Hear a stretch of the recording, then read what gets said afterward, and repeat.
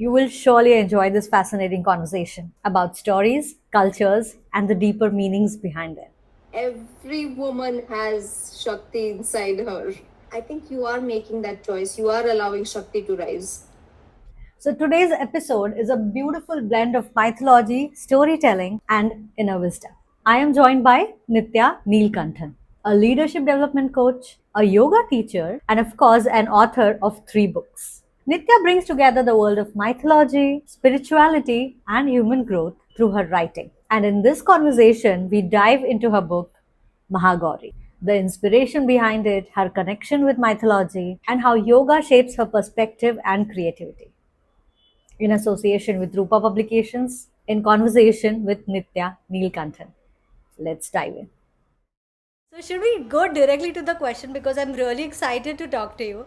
I love the book, I love the concept, and I want to know so much about it like, so much.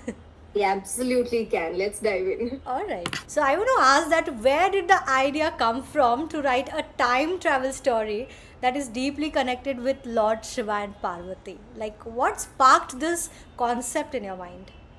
I've always been very close to the idea of Shiva and Parvati, and I think if you see all my books, they make some kind of an appearance and they're always there. But I wanted to present some kind of a retelling of some Devi story, and I didn't want to make it sound like I have recreated the entire story. Okay. And so I was like, okay, what is the best way to do it then? Right? To have a modern character who can embody a goddess. Then I said, okay, let's make her travel. Okay. And I think it also comes from a lot of my beliefs. I believe in energy and energy shifts and astral projections, and I believe in a lot of that stuff. And so to me, it made sense at that point of time. Yeah. So it is coming from way back, like lots of experiences and beliefs that you have. So it is coming from an inner place, from Very within. much, very much. Yeah. Oh. And now I want to know that this story so beautifully blends mythology, history, and imagination, right? It's a wonderful combination. So, how much research did you have to do about Indian history, wars, and places while writing this book? A lot. I'm sure. I tell people every time. Most people think that because fiction is more of a figment of your imagination, you just sit down and you write. Right. And that is not true. Even for all the other fiction books that I have read per se, it takes a lot of research. I'm sure. One, because you want to be as accurate as possible in your descriptions. Two, we live in a time where you do not want to offend anybody by mistake. Right. In your portrayals, in your telling of some story. So it has to be as accurate as possible. It has to be as realistic as possible, and yet somewhere it's your story. So it has to bring in that imagination and that world building as well. So there was a lot of research that had to be done in terms of. So I read the Devi Mahatmyam for this book, right? Just to get some of the stories of how the goddess killed each of those demons, where, how, what weapons, etc. I also traveled to a lot of places. I checked out a few forts or fortresses to see how those ruins looked, so that I could build up my forts and my fortresses and my underground tunnels and all of that. I mean, not to give away too much of the story, but yeah, I did. I traveled, I checked out those places, and I used those references as well when I was writing my story.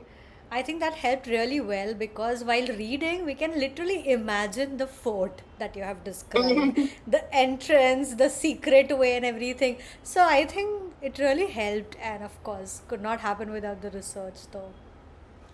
Now I want to know that how important was it for you to create a strong and empowered female protagonist in Mahagauri? Like, what does her journey represent truly? I think all my protagonists are female, and I have always written them all as strong characters. Um, because, I mean, just look around us, we're in 2026 and still women go through so much. They have hard lives, um, whether it's pay parity, whether it's equality at the workplace, or whether it's just the mental workload that you take up in the house between yourself and your spouse, or between yourself and anybody else who's there in the house, right? And so I want my female characters to have agency. I want them to have a say. I want their lives to go the way they want their lives to go. And I think that's very, very important to me. Not to say that they shouldn't have any flaws or they're like absolutely perfect. No, I want them to be realistic as well. I want them to feel helpless. I want them to make silly mistakes. I want to be very real, but also very real people who know what they want and know how to go there or how to get that. Right. So it's something I feel very strongly about. So even if I ever wrote a story with a male protagonist, I think my female characters will still be very strong around them, and they will all have agency, so to speak. That's very important to me. I think there had been so many books earlier about male protagonist and strong male protagonist, and women being the character of women being just around them, just for the dwelling it. But now I'm reading a lot of books where female protagonists are so strong, and I think it is need of an hour. We need to, I mean, authors like you need to portray it strongly, and that's how the characters will build in real life. So I think it's really an important thing that you're doing. Absolutely, and I'm so glad that they resonate with people as well, right? Absolutely. I mean, I know it probably limits the audience because there's still a large section of people that prefer male protagonists going on an adventure and things like that. But that's okay. This is the story I want to tell, and I'm really glad that whoever has read it has really resonated with the female characters. Absolutely, we have. We certainly have. Yeah, even the male Thank you. character, even the male character is pretty cute, attractive, and everything.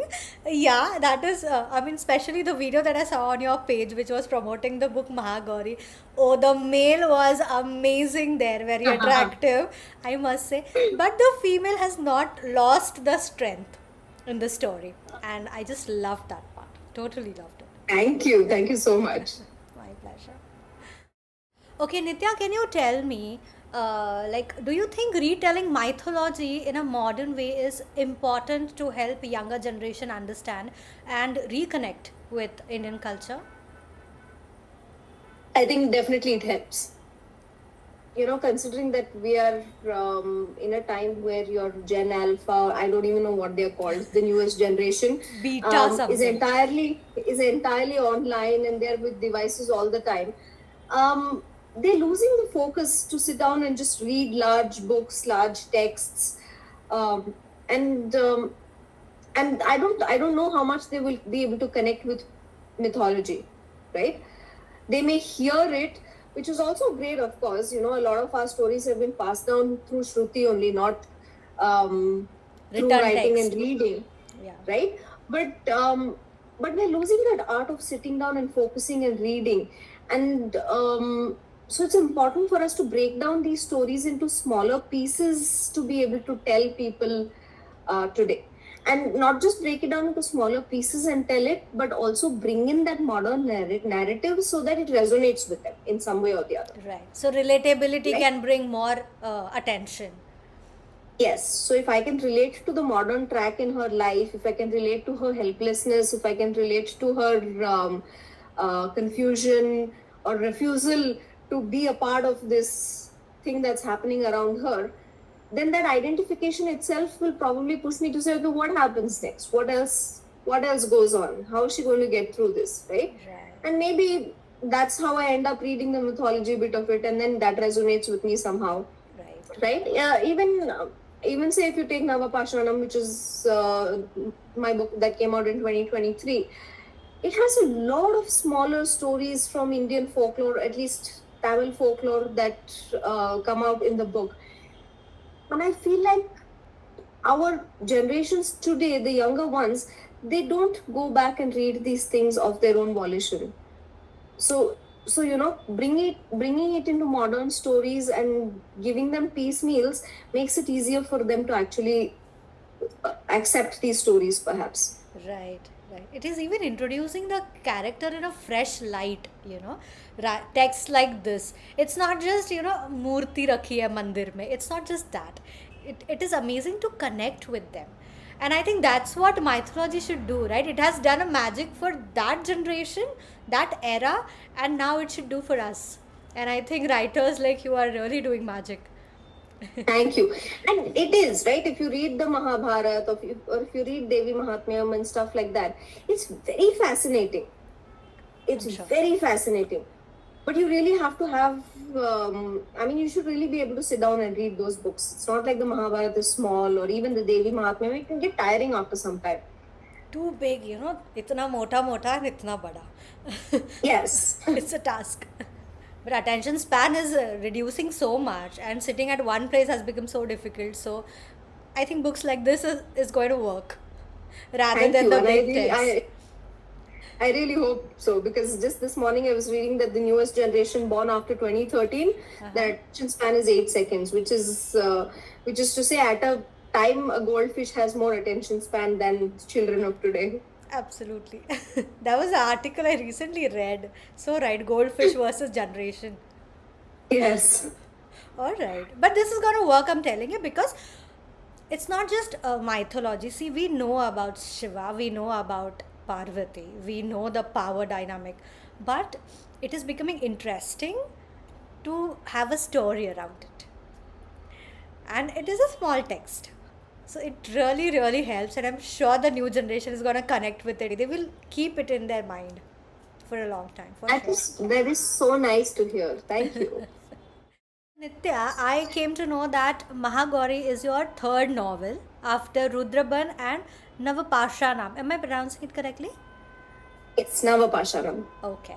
So, how has your journey as a writer evolved from your first book to now?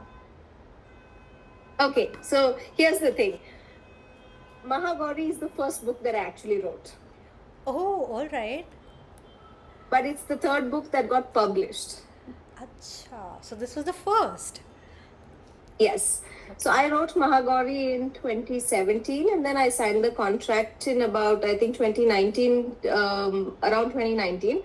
But that's when COVID happened, and readership fell, people were not going out. So they held the book for a while before it got published. And then in the meantime, I said, okay, I really want to do something by the time this book comes out. I can't keep waiting for this to get published. That's when I wrote Rudraban, and I self-published it. I said, Okay. something has to go out into the world. Might as well self-publish it. So I self-published Rudraban, and then I continued writing other stories while I was waiting for this to come out. Then I wrote Navapashanam, and Navapashanam was received very, very well. It's also a story that's very close to my heart, but nothing comes close to Mahagauri because it's the first novel that I wrote, like a full-fledged novel. I mean, I've been writing since I was really young, but this is the first full-fledged novel that I wrote. So, Okay. if you're a person who's read all three of my books, you will probably see the difference in the writing style. Okay. You'd probably be able to say, okay, she wrote this before that. Okay, but it did not feel like the first, It felt really refreshing. So it did not come out like a new writer's or a debut novel. It did not come out like that. It was really engaging. This one has done the magic, for sure. That's really, I mean, thank you so much. It makes me feel so good.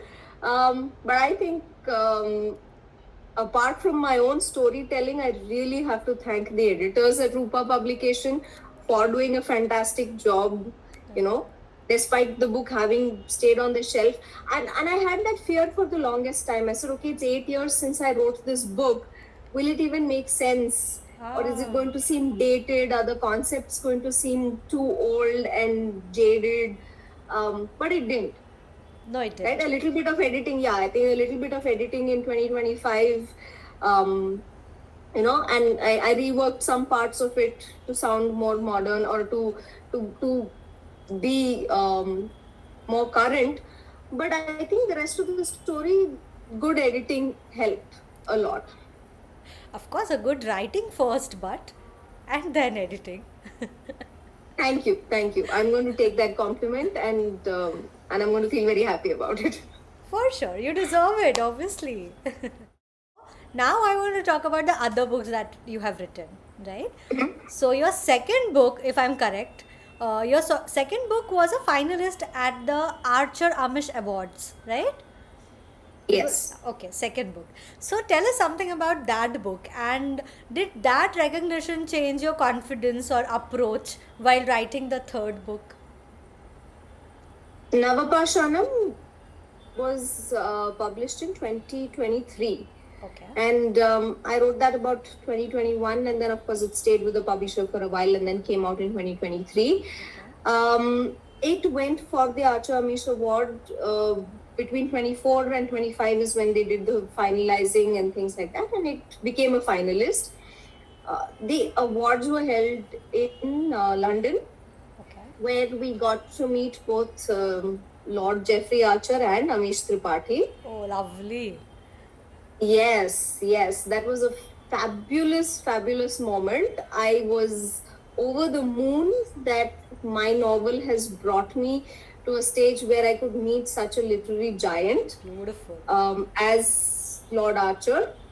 And I can't tell you how funny he is. He has the most amazing British sense of humor. Okay. He can crack jokes on himself, on you, on a passerby, on the situation, anything. He's just joking all the time. At 85, that kind of wit and humor is just fabulous to see up front. Lovely, lovely. What an experience it must be. It was. Just to be able to breathe the same air as him was fantastic, and I'll always be grateful both to my publisher and to Navapashanam for giving me that experience. But it was a tough story to write. It was a very tough story to write because when I started out, I just had an idea that my inspiration came from some Tamil stories that I have seen and read before, and I struggled to articulate what I wanted to say because there was mysticism, there's magical realism, there's some amount of history in it, and then there's a lot of temple folklore and things like that I've brought in into Navapashanam. So it was not an easy book to write. I started writing it somewhere in I think 1920, somewhere after I finished Mahagauri and got the contract signed. And then I just stopped writing somewhere in between. Okay. I hit writer's block. I just could not take the story forward. That book stayed on my laptop for a very long time before I came back and started writing it again. So, It was a tough one. so yeah, it was a tough one, but it was also a very fulfilling one because it really came out the way I wanted it to. And it gave you a And lifetime moment also, right? it did. I did not expect it. I never in my dreams thought that this would happen, right? Because I did not send the book or I didn't enroll the book for the awards at all. Oh. And when I received the email saying that your book is a finalist at the Archer Amish Award, please click this link for more details. The first thing I did was call my publisher and I said, "Ye scam hai na, I should not click this link, right?" That's looks the like a common phishing thing. attack. Absolutely. Yeah, I mean, it looked very much like a phishing attack. They know the name of my book and they know my name, and it seemed very fishy. I said, "Ye scam lag raha, main click nahi karuna." And he said, "No, we entered your book. Oh. Please click it." And yeah, so from thinking that it's a scam link to actually going to London and meeting Jeffrey Archer and Amish Tripathi, I think it was a dream come true. And I must tell you, Amish Tripathi is just so humble and so sweet in person. Oh God, Aw. it was so nice meeting him. So nice meeting him. So good to know. Okay, I did not see this coming, all right? The experience. I did not think about the experience. I thought about the writing and the journey, but the one you shared about the Jeffrey and Amish, I mean, that was Amazing to listen. With the writing, what I can say is that, of course, it has given me more confidence with all the books that I'm going to write in future, the ones that I'm currently writing. It makes me feel much better about myself. There's that much more visibility into the kind of work that I do. But having said that, I think that joy is in that moment. It doesn't really carry you through for the rest of your life. It's not like every day you're Feeling celebrating the it. same. Yeah, when it happens, it's fantastic. Maybe for the next month or so, it's in your system, it's in your blood. But then that moment's passed on. It's over, right? Um, I think what stays with you is your own stories. What stays with you is the encouragement that comes from readers. I think that more than going to an award and being a finalist, every time I read a review of any of my books and either the character or the plot, the storyline has resonated with the reader, that is what keeps me going. That's what gives me the encouragement to write better, write more. All right, so please write more. We want to know stories, more stories like this. We love reading it, and I'm sure I'm talking on behalf of a lot of women, especially that we love it and we want more coming from you. Thank you, and there definitely will be more. Okay, so I want to continue this conversation and ask you that do you already have plans or ideas for your next book? There's a lot happening with all of the books that I've already written, which is Rudraban. It was self-published and it did fairly well, right? So my publishers want to reprint and to bring that out in print. Okay. And then there are some small changes that I'm making to the storyline before I bring it out. So that's in the works.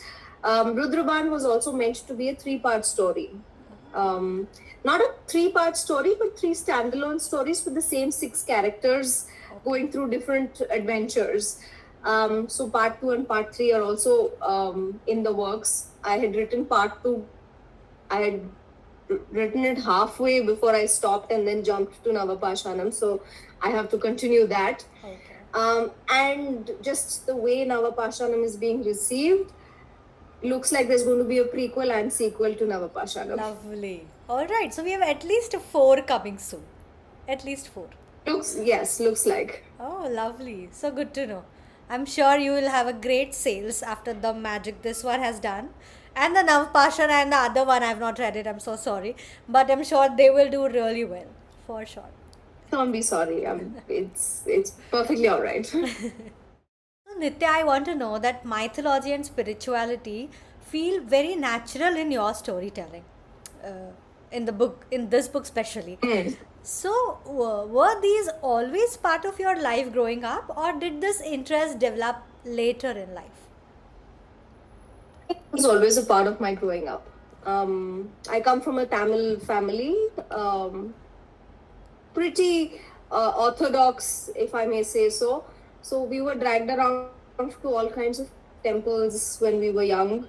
I have pretty much seen every temple that there is in Tamil Nadu, and then some more across in the rest of India. Okay. Right? So each of these temples has a lovely backstory.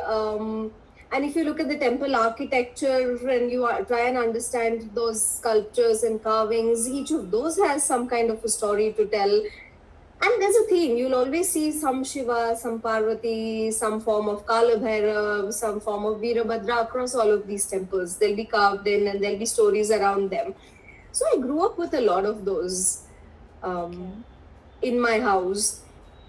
And then, of course, we were also from a generation where people read to us, we read books, right? My father was an avid reader. My house was filled with bookshelves. That's where I became a reader myself. In fact, my first big people novel was Jeffrey Archer. Oh. Right at the age of 14 or 15, I read Jeffrey Archer, and it must have been one of the most boring books that I've ever read of his. Because the story was very complex. Achha. It's the Fourth Estate is a story about 2 people in the same timeline fighting over a newspaper business. Okay. Right? Yeah. And the title of the book is, if you remember? The Fourth Estate. The Fourth Estate. Okay. Okay. So it's a very complex story for a teenager, right? But I read it, and somehow, even though I'm saying today that this was one of the most complex, boring books of Jeffrey Archer, I was still hooked. And I ended up reading most of his other novels, Okay, okay. right? In fact, if you see my shelf behind me, I mean, this is one of the smallest shelves that I have. The majority of the books will be Jeffrey Archer hidden somewhere there. Okay. I'm sure this must be So, the smallest. I am sure. You being an author, so obviously. right. So to answer your question, we read a lot as children as well, and we were read to. I remember my grandfather reading Chanda Mama in those days, and then telling us snippets of those stories when he fed us. Wow.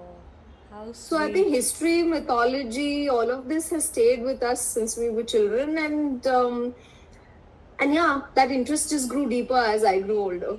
All right. So it was a full circle, right? You are giving it back now. I'm grateful that I can. I want to go little away from the book and ask you about your profession a little bit. Like, since you are also a yoga teacher, right?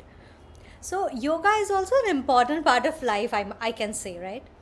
So, has your yoga practice influenced your creativity or helped you connect with these deeper mystical themes while writing the book? Very much. Very much. So I think when you talk about yoga, I don't look at it only as the practice of asanas and postures. Okay. To me, it deeply resonates as a way of life, right? So the philosophy of yoga, the theory of yoga, and just how it prescribes life to be lived really helps me connect back to all of these concepts. I think what I want to say is that it makes it easier for me to believe in things like magic, mysticism, energy exchange, and things like that. Okay. While if you're a person who is very logical and believes in science and facts, it'll be very hard for you to understand concepts like prana and aura, and how say practicing yoga can help energy movement in the body and things like that. I've experienced it. I know that when on days when I practice asanas or I do my meditation and I do my pranayama, I know the kind of energy movement in my body is very different from when I'm not doing it. Say for an extended period, I've taken a break for whatever reason and I haven't been able to practice. I know the kind of lethargy that comes into my body. Right? So for me, energy is very real. Even Einstein has said it. Everything in the world is energy, right? Yeah, it's not created, it's not destroyed, it just gets transmuted. I think a lot of scientists have also told us that. But the thing is that people do not think of it in that way. Right. Because we Right? cannot see it, right? We cannot feel it, touch it. Yeah. So it's difficult to explain and believe. Yes. I think the practice of yoga, not just the asanas, but as a way of life, helps me personally understand and imbibe that into my life. And therefore be able to talk about it and represent it in a manner that doesn't sound like it's woohoo. Yeah, it doesn't sound like anything woohoo. The book, the character, the magic, the time travel, it doesn't sound woohoo. It has made sense in a lot of places and the whole of it. It just made sense. But yeah, it does feel magical also. And practical and logical. I don't know how you did it, but it does feel all of it. Yeah, I mean, I think that's a description of who I am. You will see that I'm an L&D professional. I'm teaching and training in a corporate office, but I also am the kind of person who loves sari the most. But I'm also the kind of person who's walking around with tattoos all over my body. Okay. And I'm a kind of person who's wearing like 20 different beads because I believe in crystals and energy and things like that. So I'm myself a paradox of modern and ancient and magical and real and stuff like that. So I think maybe that's what makes it easier for me to represent all of that in my writing. Beautiful. We need more people like you, you know? We certainly, you need to make more people like that, okay, through your journey. Please do that. because we really need a combination of both of it, because both the things are real.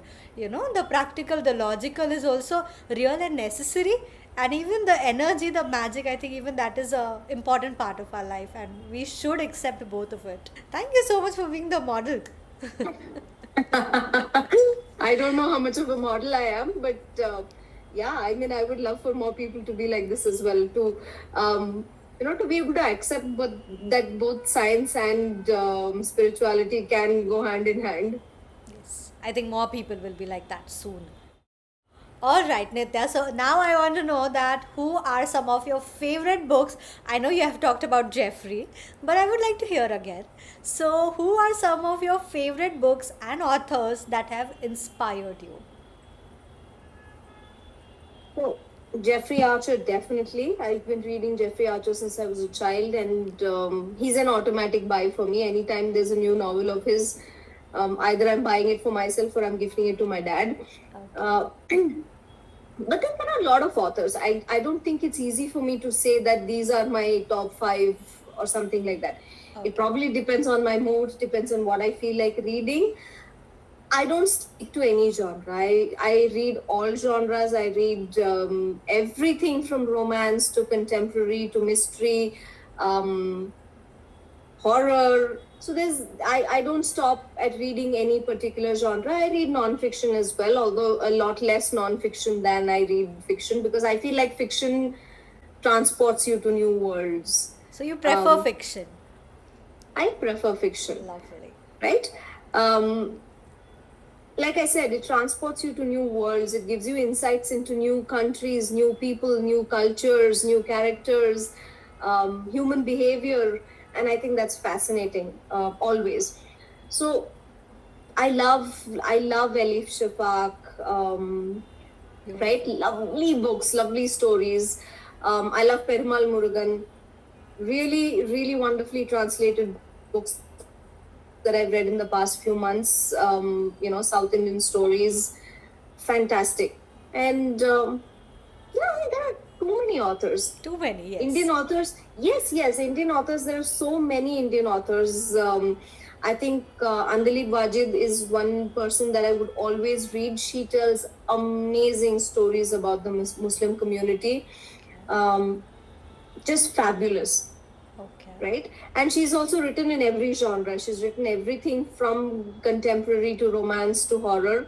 It's fantastic how she moves through those. Wow. So yeah, so there are too many authors. I don't think I can tell you my top favorite authors. There are a lot of Tamil authors as well, who have been my inspiration, especially for some of the other books that I've written or the ones that are coming up.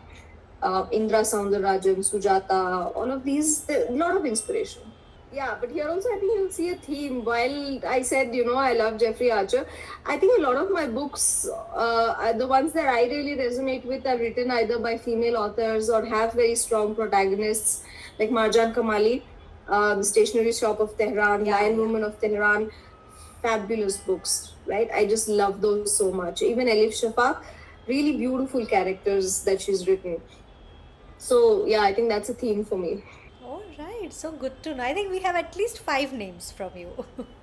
5 we have. There should be at least 50, but I'll stop with that.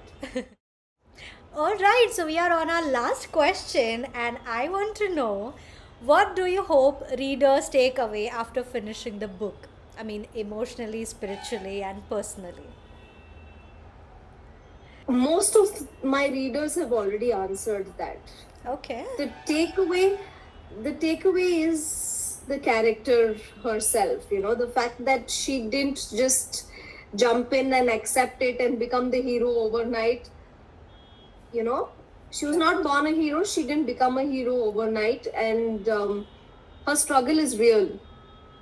Her refusal to accept her situation is real. Her confusion is real. She's flawed. She's real. And from there, to be able to have the grit, to have the courage to follow through in difficult times, I think that's what I want the takeaway to be. And I think that has been the takeaway for most people. Yes. right? me, for sure. Yeah. Thank you, thank you. And I think that's really what the story is all about.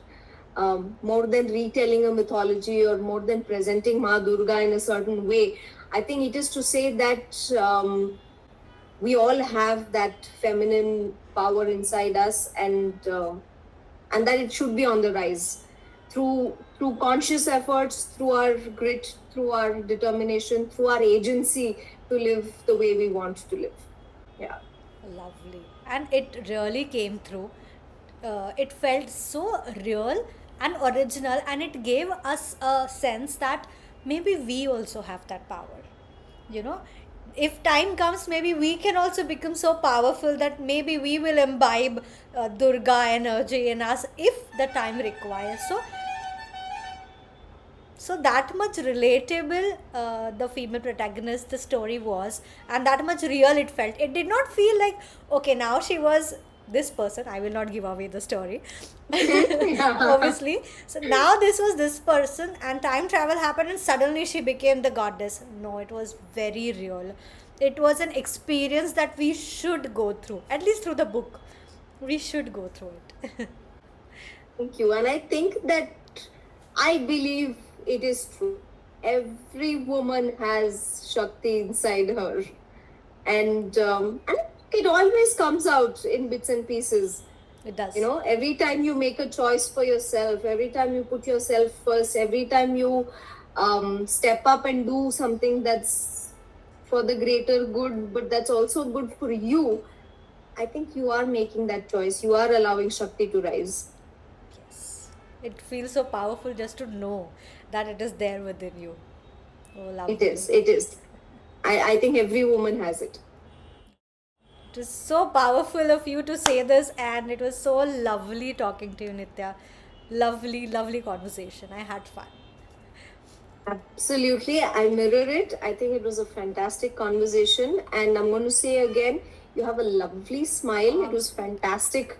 Yes, it was absolutely fantastic having a conversation with you. Thank you so much. Yeah, it flowed. You made it really easy. And I really enjoyed myself. Thank you so much. Thank you, means a lot. Hope to see you soon someday. Let's see. Yes, definitely.